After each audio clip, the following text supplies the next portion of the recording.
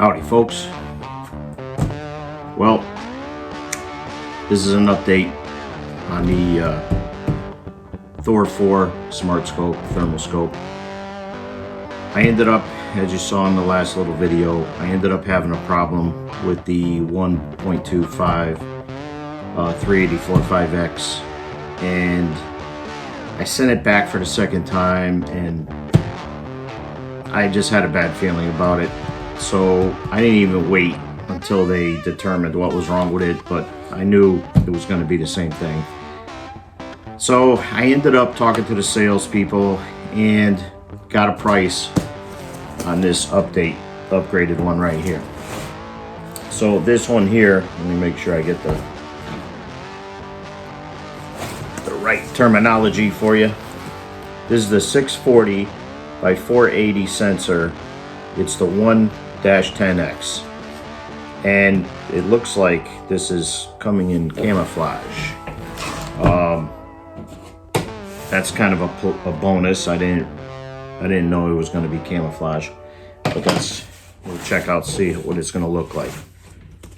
So all I did was take the plastic off of this so I can open it up a little bit easier. So let's check this thing out. Alright, booklet. This is how they come, just so you know. Got the little case. So anyway, they gave me I don't know, excuse me.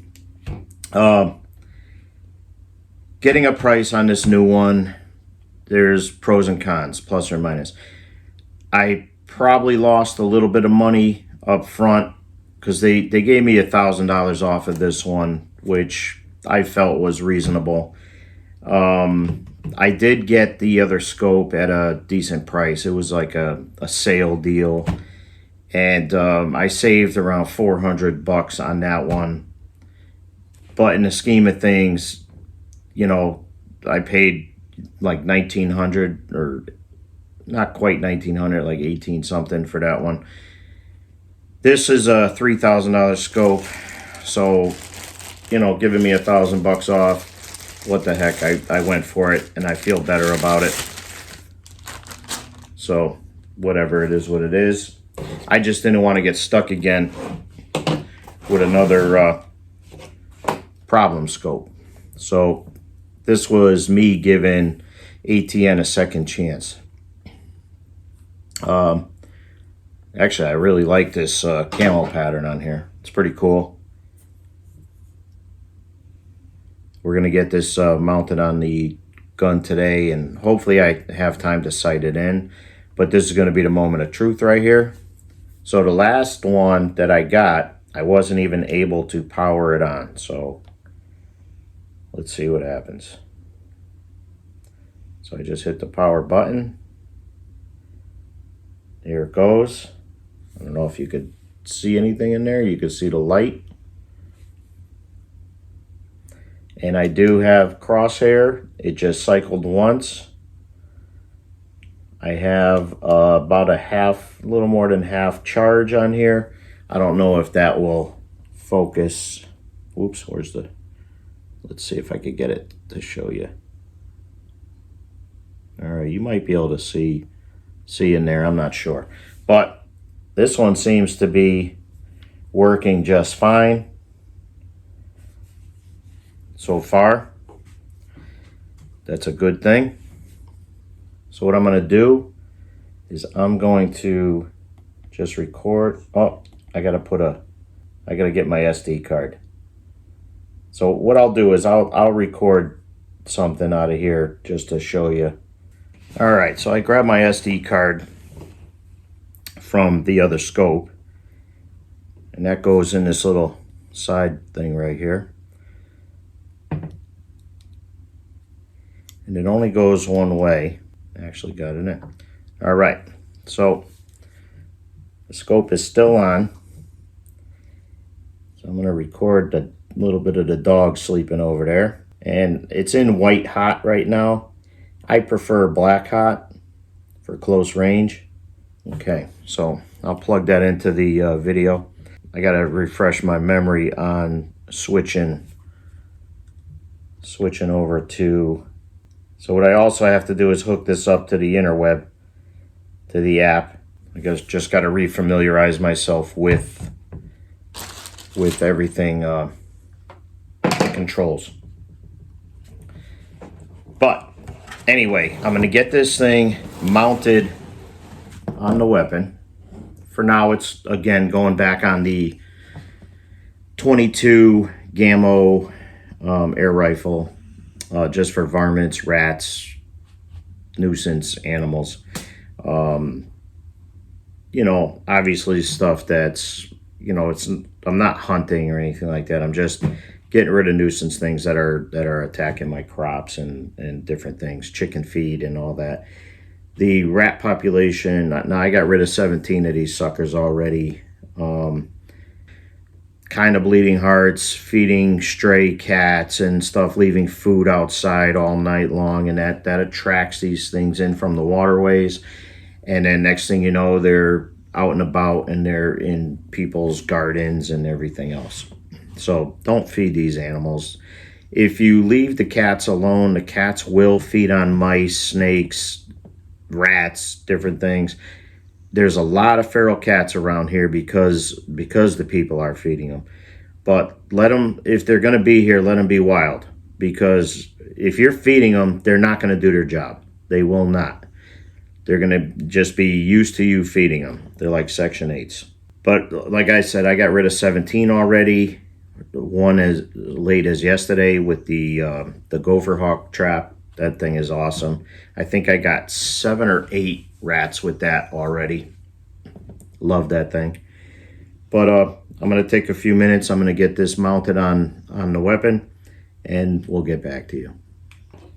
All right, so I just laid the scope on the mount. What I did when I took the other scope off the mount, I made this little map, and really it's a ruler. So I got measurements here. I'm going to get it close, put back on exactly the way the old one came off. That way I should be close with the eye relief and everything. I was very comfortable with the scope the way it was. So inside the scope, it shows me that it's level. It's at 0. What I'm doing now is I'm going to make sure that the cap gap on either side is relatively equal. Doesn't have to be perfect, but it's nice when everything is equal. Sometimes if you overturn one side, you kind of move the scope a little bit. Yeah, that looks good so far. All right, so I'm going to do the rest of the tightening, and then I'll get back to you. All right, so I have it mounted. I'm going to turn it back on. Just make sure everything's okay. Okay, so it fired up okay, and we are at 0. All right, windage elevation both level.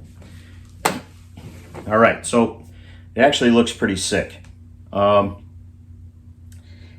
mounting this on this piece here, I had to get an adapter here. So you can see the scope is a little bit on the elevated side. Not a big deal for this situation here, but I had to clear the magazine here. It's just the way the dove rail and everything mounts. Now this is a quick disconnect, so excuse me, so I can get other pieces for a couple other guns, and this scope will remember the 0 on those other guns. I have not done that yet, but I will soon.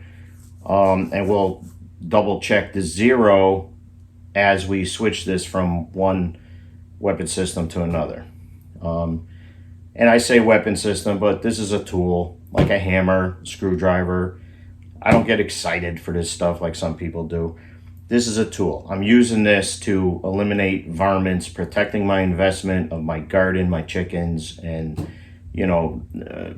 rats are a pain in the neck. They are a pain in the neck. Anybody who has farm animals knows that rats can be a nuisance. So to be able to get rid of them as quickly as possible, awesome. My traps are doing most of the work anyway, but every now and then I get a rat that just totally avoids those traps, then that's when I take them out. So now all I got to do is re-sight this one in. I had the other one dead on at about 15 yards, 20 yards roughly, just because of the small target that I was using or shooting. So that's what I'm going to do with this one. It's not a big deal. I'm not stretching this out any yardage by no means. Always make sure you got a good backdrop, you know, sheds, building, whatever. You know, once you pull any trigger, you know, you can't get that bullet back, so, or that projectile.